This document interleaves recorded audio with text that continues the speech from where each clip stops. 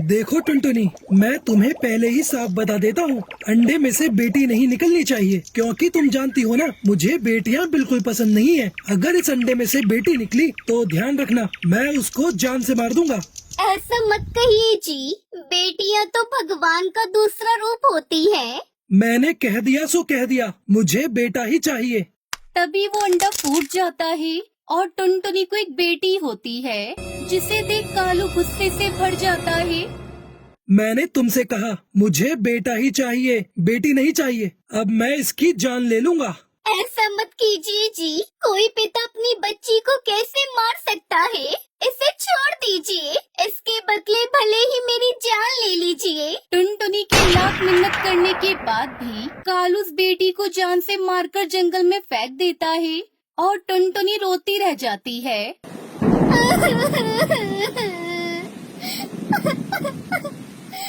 हे ऊपर वाले, अपनी बेटी को मरते हुए देखने से तो अच्छा था कि तुम मुझे ही मार देता।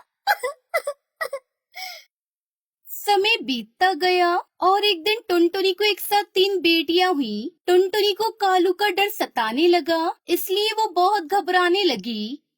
अरे ये क्या हो गया?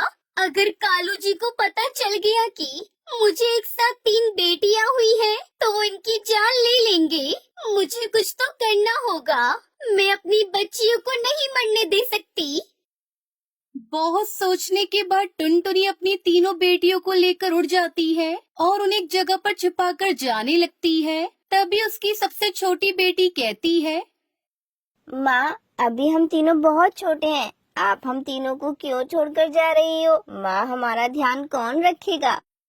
मुझे माफ कर दो मेरी बच्चियों, अगर मैं तुम तीनों को अपने साथ रखती तो तुम्हारे पिताजी तुम्हारी जान ले लेते। तुम तीनों यहाँ बिल्कुल सुरक्षित हो, बस यहाँ से बाहर मत निकलना। बाहर शिकारी पक्षी घूमते रहते हैं। मेरी प्यारी बच्ची, मैं तुमसे रोज मिलने आया करूँगी। ठीक है माँ, लेकिन वापस जल्दी से आ जाना। इसी तरह टुनटुनी रोजाना जब कालू कौवा सो जाता, तब कालू से छुपकर वो अपनी बेटियों से मिलने जाती थी।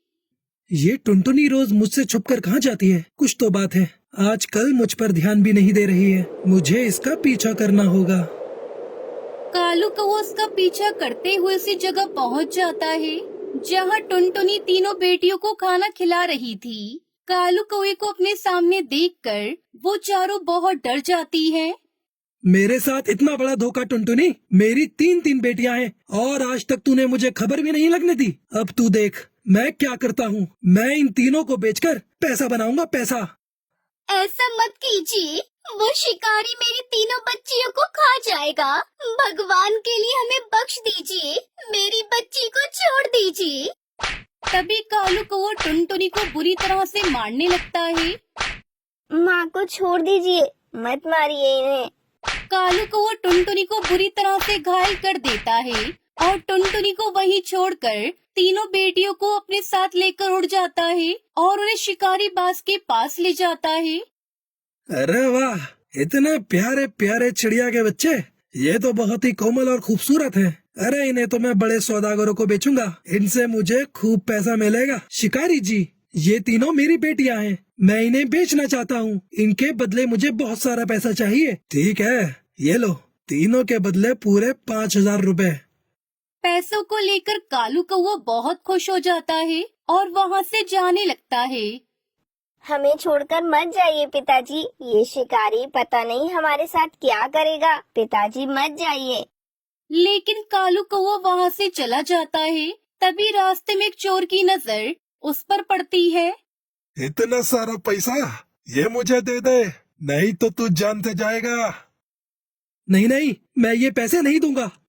तभी वो चोर कालू पर हमला कर देता है, जिससे कालू घायल हो जाता है और वो चोर कालू के पैसे लेकर उड़ जाता है। उधर टुनटुनी की तीनों बेटियां बहुत डरी हुई थी। अब मैं तुम तीनों को सौदागर को बेचूंगा, उससे मुझे बहुत सारा पैसा मिलेगा। ये सुनकर तीनों बहुत डर जाती हैं। तीनों बेटियां कैद हो गई थी। सुनो मेरी बहनों, हमें इस शिकारी को चकमा देकर यहाँ से भागना होगा। पर कैसे? उस शिकारी ने तो हमें पिंजरे में बंद कर दिया है, अब हम क्या करेंगे?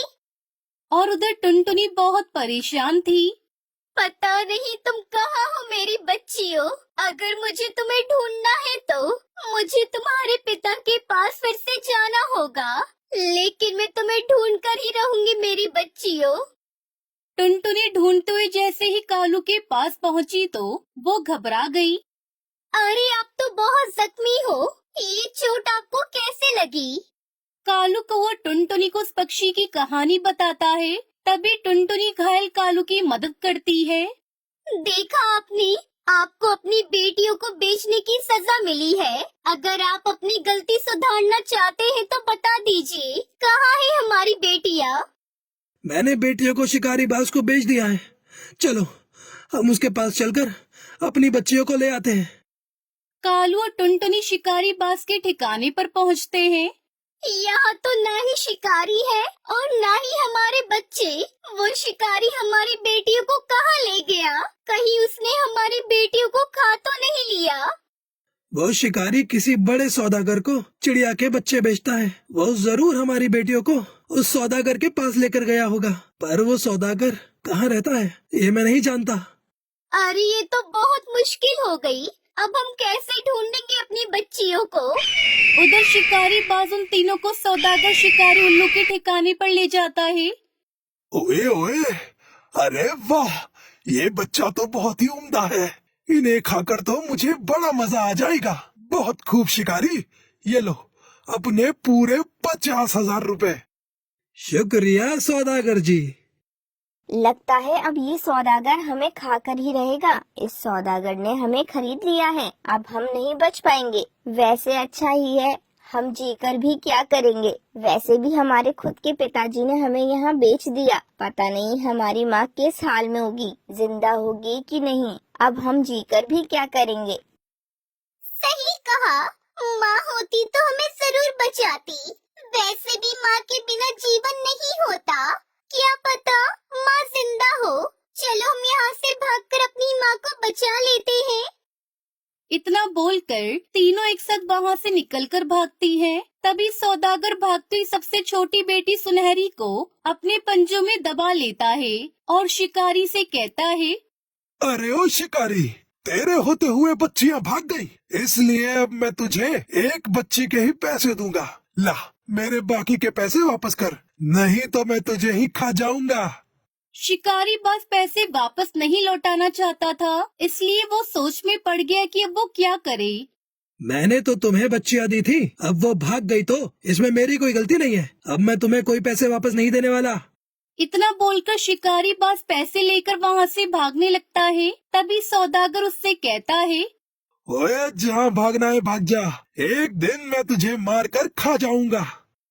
ये सुनकर शिकारी बाज वहाँ से भाग जाता है, लेकिन उसके मन में डर बैठ जाता है कि सौदागर शिकारी उल्लू से पकड़ लेगा तो छोड़ेगा नहीं। फिर वो अपने घर पहुँचता है तो देखता है कि कालू और टुनटुनी उसी के घर में उसका इंतजार कर रहे थे। शिकारी भाई, हमें हमारी बच्चियां वापस कर दो, हम आपका पैसा आपको लौटा देंगे। इनकी दो बेटियां तो सौदागर के पास से भाग गईं। क्यों ना इन दोनों को ही सौदागर को दे दूं। मैं उसके पैसे लेकर भागा हूँ, वरना वो मुझसे बदला जरूर लेगा। ठीक है, मैं तुम्हें तुम्हारी बेटियों के पास ले चलता हूँ, चलो मेरे साथ।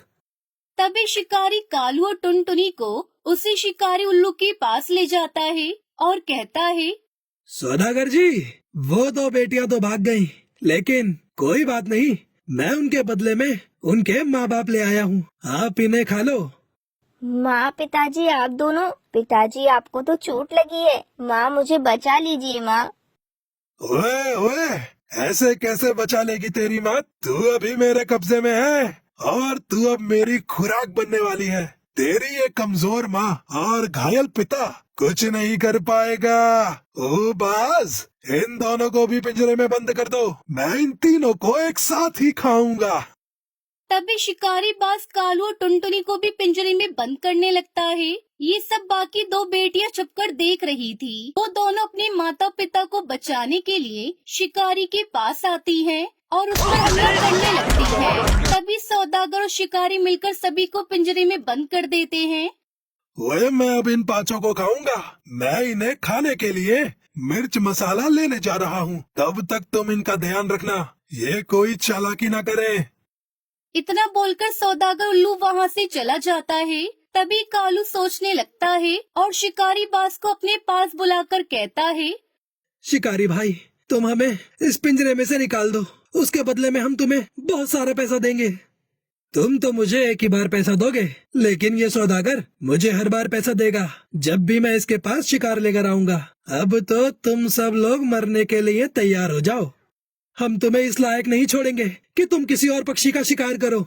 तभी कालू को अचानक से शिकारी की गर्दन पकड़ लेता है। फिर टुनटुनी और कालू उसकी गर्दन को उसके धड़ से अलग कर देते हैं। कुछ देर बाद सौदागर उल्लू मिर्च मसाले लेकर वहाँ आता है। ओए ये क्या? ये तुम लोगों ने क्या किया? तुमने शिकारी को ही मार डाला। मैं अभी तुम लोगों को खाता हूँ। सौदागर जी, मरने वाले की आखिरी इच्छा पूरी करनी चाहिए, और एक असली शिकारी मरने वाले की आखिरी इच्छा जरूर पूछता है। मेरी भी एक इच्छा है। ओए ठीक है, बता क्या है तेरी आखिरी इच्छा? मैं अपनी बेटियों को अपने सामने मरते हुए नहीं देख पाऊंगा, इसलिए मेरी यही इच्छा है कि आप सबसे पहले मुझे ही खा लो। सौदागर कालू की बात मान लेता है। फिर वो कालू को खाने के लिए जैसे ही मुंह खोलता है, वो मरे हुए शिकारी का धड़ सौदागर के मुंह में घुसेड़ देता है, जिससे उसे सांस आना बंद हो जाती है और उसकी मौत हो जाती है। पिताजी, आपने हम सबको बचा लिया। आप इस दुनिया के सबसे अच्छे और सबसे बहादुर पिता हो।